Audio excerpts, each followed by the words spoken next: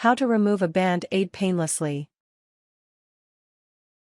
Applying clean adhesive bandages, band-aids, is an important part of hygienic wound care for minor cuts and scrapes. Removing the bandage, however, is not always a pleasant process. Don't skip applying a bandage to avoid the pain of removing one, however.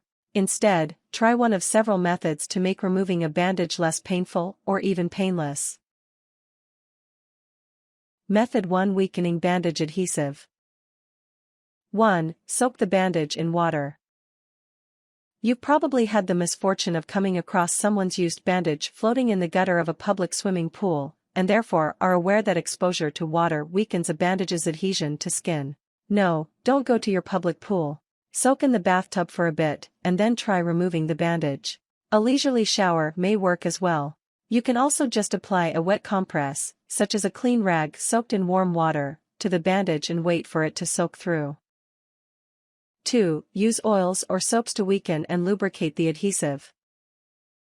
People swear by different products: olive oil, petroleum jelly, baby shampoo, or baby oil, to name a few, but the process is similar regardless. Try different variations and see what works best for you and your family. Use a cotton ball, cotton swab, or just your finger to massage the product into the adhesive areas of the bandage. Work it in and allow it to saturate those areas of the bandage. Peel a corner of the bandage up to see if the adhesion has been weakened. If not, keep working in the oil or soap. If so, peel away the rest of the bandage in a quick motion. Use your other hand to gently press the surrounding skin down, if necessary. One tip for kids is adding food coloring to baby oil so that you can paint the mixture onto the bandage with cotton swabs. Make it a fun experience instead of a worrisome one. 3. Lubricate extra, sticky bandages even more.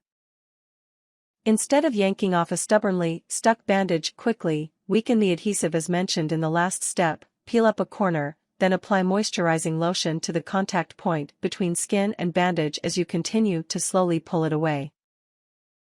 4. Dissolve the adhesive with alcohol.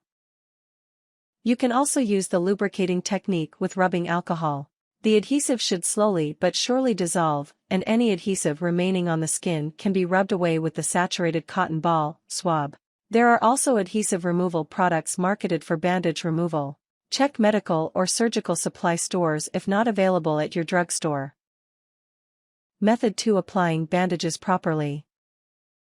1. Don't avoid removing a bandage by not using one.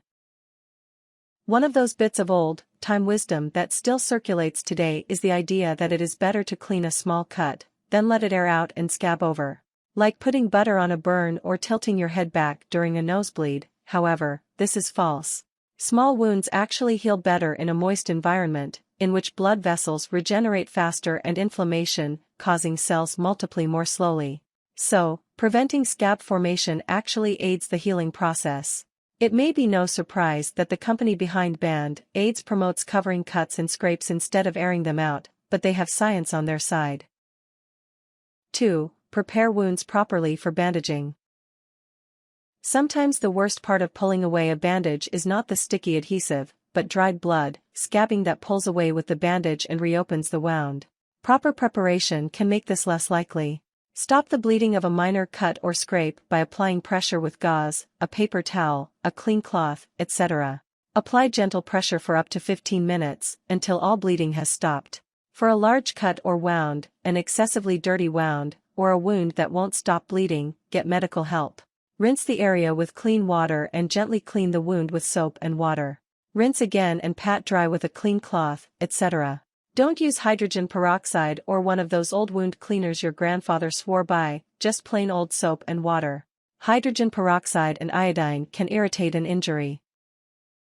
3. Consider moistening the wound to inhibit sticking. Antibiotic ointments have shown little evidence in helping wounds heal faster, but they do help keep the wound moist and make sticking less likely upon bandage removal. That said, plain old petroleum jelly will provide the same moistening, lubricating benefit. Apply a small dab only over the wound itself, so the bandage will stick where it should. 4. Cover the wound with a bandage. Choose a bandage that is large enough so that the pad, the part that isn't sticky, covers the entire wound with a little room to spare. Try not to touch the pad when applying to reduce infection chances. Especially when wrapping a bandage around a finger, or a larger bandage wrap around an arm or leg, make it tight enough to stay in place and prevent a gap between pad and wound, but not so tight that it hampers blood flow. If your finger tingles or turns purplish, it's too tight. Apply a new bandage if the old one gets saturated with water or dirty. 5. Get out your razor, if necessary.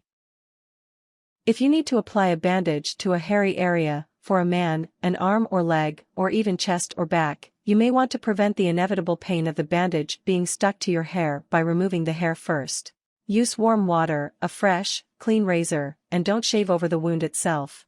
Unless you want to have patchy hairless spots along with your small scars, you probably should try the other bandage removal procedures discussed in this article before resorting to this step. 6. Have faith in medical science. Bandage removal is not just an annoyance. Some 1.5 million people in the US annually, mostly infants and the elderly with sensitive skin, suffer scarring or irritation from bandage removal. However, new bandages are being developed that sandwich a quick, release layer between the backing and dissolvable adhesive. So, perhaps painful bandage removals will be a thing of the past soon.